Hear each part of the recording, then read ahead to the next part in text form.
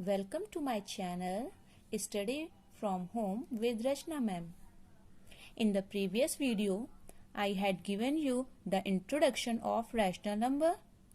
If you have not watched the rational number part 1 video, kindly go through the previous video. Okay? Today we will start rational number part 2. Dear learner, kindly subscribe my channel so that you will get notification of my upcoming videos. Okay, let's start our topic. Again, I want to remind you the definition of the rational number. A rational number which can be represented in the form of p upon q, where p and q are integers and q should not be equal to 0. It's called rational number. यानी मैंने अपनी previous video में आपको बताया था कि rational number क्या होते हैं. फिर से मैं आपको रिमाइंड करा दे रही हूँ. रैशनल नंबर वो होते हैं कोई भी ऐसे नंबर जिन्हें हम p अपॉन q के फॉर्म में लिख सकते हैं, वो हमारे क्या होते हैं, रैशनल नंबर होते हैं. लेकिन p और q वहां पर हमारे कैसे होने चाहिए, p और q हमारे वहां एक इंटीजर होने चाहिए. ठीक है, और q कभी भी 0 नहीं होना चाहिए. 0 भी तो एक इंटीजर है ना, 0 भी एक इंटीजर है, लेकिन जो q है वो कभी भी क्या नहीं होना चाहिए, 0 नहीं होना चाहिए. ठीक है ना, याद रखिए q should never be 0. So every number which is in the form of p upon q is called rational number. So what is equivalent rational number? Equivalent rational number क्या होता है? Let's see. If p upon q is a rational number and k is a non-zero integer, then अगर मान लीजिए कि p upon q एक rational number है. ठीक है, p upon q हमारा एक रैशनल नंबर है और k एक नॉन जीरो इंटीजर है. कोई भी हमने नंबर k ले लिया, कोई भी नंबर हमने क्या ले लिया, k ले लिया, जो कि नॉन जीरो इंटीजर है. नॉन जीरो इंटीजर मतलब वो 0 नहीं होना चाहिए. उसके अलावा आप उसको 1 लीजिए, 2 लीजिए, 3 लीजिए, 4 लीजिए, -4 लीजिए, -3 लीजिए, कोई भी नंबर आप ले सकते हैं, लेकिन वो कैसा होना चाहिए, नॉन जीरो इंटीजर होना चाहिए. ठीक है, 0 नहीं होना चाहिए. तो फिर देखिए p अपॉन क्यू, जो हमारा rational number p upon Q है, वो इक्वल टू होगा, किसके इक्वल टू होगा, जो हमने एक नंबर k लिया है उससे अगर हम p अपॉन क्यू को ऊपर और नीचे यानी न्यूमरेटर और डिनोमिनेटर अगर हम दोनों में मल्टीप्लाई कर देते हैं, तो भी हमारा ये जो फ्रैक्शन हमारा यहाँ जो आएगा रैशनल नंबर, वो इस रैशनल नंबर के क्या होगा, इक्वल ही होगा. वो क्या होगा, इक्वल होगा. फिर से समझिए मैंने आपको क्या बताया. इक्विवेलेंट रैशनल नंबर मैंने आपको ये बताया कि कोई भी नंबर आप ले लीजिए. ठीक है, जैसे कि यहाँ एग्जांपल देखिए, एक नंबर ले लीजिए, जैसे मानिए मैंने लिया -6/5. तो -6/5 क्या है, हमारा एक रैशनल नंबर है. फिर हमने कोई भी एक इंटीजर k ले लिया. ठीक है, कोई भी नंबर ले लिया जो नॉन जीरो होना चाहिए. ठीक है, तो मैंने ले लिया k को ले लिया 2. k को क्या ले लिया मैंने, यहाँ पर k की वैल्यू क्या ले ली, 2 ले ली. तो अब 6/5 में अगर हम 2/2 से मल्टीप्लाई करते हैं, -6/5 में अगर हम 2/2 से मल्टीप्लाई करते हैं, तो जो हमारा आंसर आएगा, ठीक है, वो और ये जो हमारा पहले से आंसर था -6/5, यानी ये जो रैशनल नंबर हमने पहले से लिया था, वो दोनों हमारे क्या होंगे, इक्वल ही होंगे. यहाँ 2 की जगह आप 3 भी ले सकते हैं. अगर आप इसको -6/5 को 3/3 से मल्टीप्लाई करेंगे तो भी ये -6/5 के बराबर होगा. अगर यहाँ पर अगर -6/5 को हम 4/4 से मल्टीप्लाई करते हैं, तो भी ये जो हमारा आंसर आएगा वो हमारा -6/5 के इक्वल आएगा. देखिए यहाँ इक्वल लिखा हुआ है ना, तो ये सारे ही आपस में इक्वल होंगे.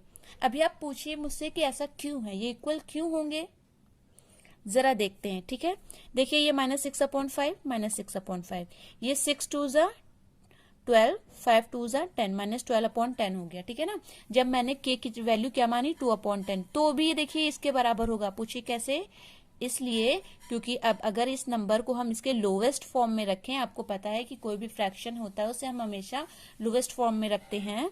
तो इसको कट कीजिए, ये दोनों 2 की टेबल से कट जाएंगे ना, यानी 2 5 ज़ा 10, 2 6 ज़ा 12, यानी कितना आया, -6/5 आया ना. तो देखिए यहाँ भी क्या लिखा है, -6/5, यानी बोथ आर इक्वल. यानी अगर हम ये कहें कि -12/10 या फिर हम ये कहें कि -6/5, बोथ आर क्या है, इक्वल है, दोनों ही हमारे इक्वल होंगे। इसी तरह से अगर हम 2/2 से मल्टीप्लाई ना करके अगर हम 3/3 से मल्टीप्लाई कर दें, फिर भी हमारा वो नंबर इसके क्या होगा, इक्वल होगा। इसीलिए हम इसको क्या कहते हैं, इक्विवेलेंट रैशनल नंबर।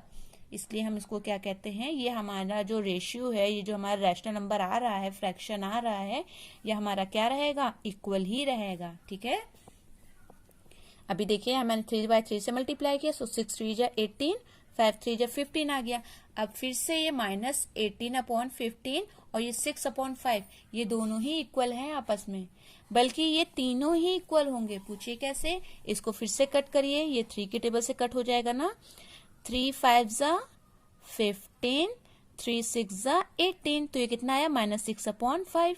तो यहाँ भी देखिए कितना आ रहा है, -6/5। यानी कि इक्विवेलेंट फ्रैक्शन अगर कभी भी हमें निकालना होगा, तो जो भी हमें रैशनल नंबर दिया है उसमें हम 2/2 से या 3/3 से या 4/4 से, जितने भी हमें रैशनल नंबर निकालने होंगे उतने हम क्या कर लेंगे, मल्टीप्लाई कर लेंगे, हमारा आंसर आ जाएगा। इससे रिलेटेड क्वेश्चन मैं आपको नेक्स्ट क्लास में करवाऊंगी। ठीक है, आज मैं आपको कॉन्सेप्ट समझा रही हूँ, नेक्स्ट क्लास जब मैं लूंगी तब मैं उसमें आपको इससे रिलेटेड क्वेश्चन भी समझाऊंगी। ठीक है, ये आपका बहुत इंपॉर्टेंट क्वेश्चन है, इक्विवेलेंट रैशनल नंबर। ठीक है, such rational numbers are called equivalent rational number. ये जो हमारे रैशनल नंबर आए हैं, ये हमारे क्या कहलाते हैं, इक्विवेलेंट रैशनल नंबर। अभी देखिए यहाँ पर rational number in standard form, यानी कि अब हम यहाँ देखेंगे कि रैशनल नंबर को स्टैंडर्ड फॉर्म में कैसे लिखा जाता है, या फिर किस रैशनल नंबर को हम स्टैंडर्ड फॉर्म कहते हैं। ठीक है, rational number m/n is in standard form if n is greater than 0 and the only exact common divisor of its numerator and denominator is 1। यानी कि रैशनल नंबर, कोई भी रैशनल नंबर p/q है, या हमने m/n मान लिया है ना, ये तो कुछ भी मान सकते हैं। तो कोई भी रैशनल नंबर अगर है m/n, कोई रैशनल नंबर है, तो वो स्टैंडर्ड फॉर्म में तब होता है जब पहली बात तो जो हमारा डिनोमिनेटर है n है ना, वो 0 से क्या होना चाहिए, हमेशा बड़ा होना चाहिए। 0 से हमेशा क्या होना चाहिए, बड़ा होना चाहिए। और आपको पता है 0 से बड़े नंबर क्या होते हैं, सारे ही नेचुरल नंबर 0 से बड़े होते हैं, लेकिन अगर निगेटिव नंबर की हम बात करें तो वो 0 से छोटे होते हैं, है ना।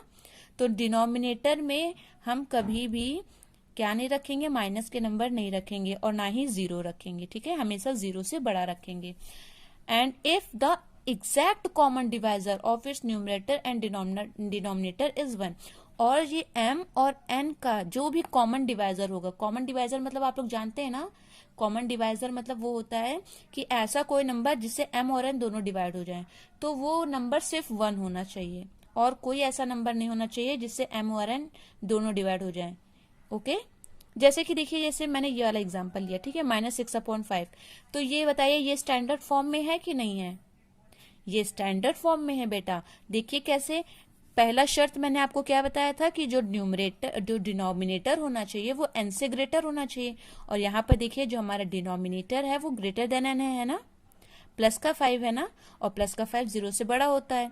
और दूसरी शर्त मैंने क्या बताई थी कि जो हमारा न्यूमरेटर एंड डिनोमिनेटर होना चाहिए वो डिविजिबल, उसका कॉमन डिवाइजर क्या होना चाहिए, 1 होना चाहिए। ठीक है, तो यहाँ पर 6 और 5 का कॉमन डिवाइजर क्या है, ऐसा कौन सी टेबल है जिससे 6 और 5 दोनों कट सकते हैं, सिर्फ 1 है ना। ऐसी टेबल सिर्फ क्या है, 1 है, या ये कह सकते हैं 1 ही एक ऐसा नंबर है जो इन दोनों में क्या है, कॉमन डिवाइजर है, जो इन दोनों को सेम डिवाइड कर सकता है। अगर मैं 2 की बात करूं तो 2 से 6 डिवाइड हो जाएगा, लेकिन 5 नहीं होगा, है ना। तो यानी कि हमें ऐसा नंबर देखना है कि ये दोनों फिर किसी और नंबर से ना कट हो रहे हों और किसी और नंबर से ना डिवाइड हो रहे हों, सिर्फ 1 से हो रहे हों। तो ऐसे नंबर को हम कहेंगे rational number in standard form. Okay, चलिए आप लोग मुझे थोड़े एग्जाम्पल बताइए सोचकर। अभी आप लोग कमेंट बॉक्स में, जो भी मेरी वीडियो देख रहे हैं, कमेंट बॉक्स में मुझे रैशनल नंबर के स्टैंडर्ड फॉर्म में रैशनल नंबर लिखकर बताएंगे। ठीक है, जैसा मैंने समझाया है। मैं कुछ एग्जाम्पल यहाँ लिख रही हूँ, ठीक है ना, आप लोग उसकी कॉपी नहीं करेंगे, अपने मन से कोई एग्जाम्पल बताएंगे।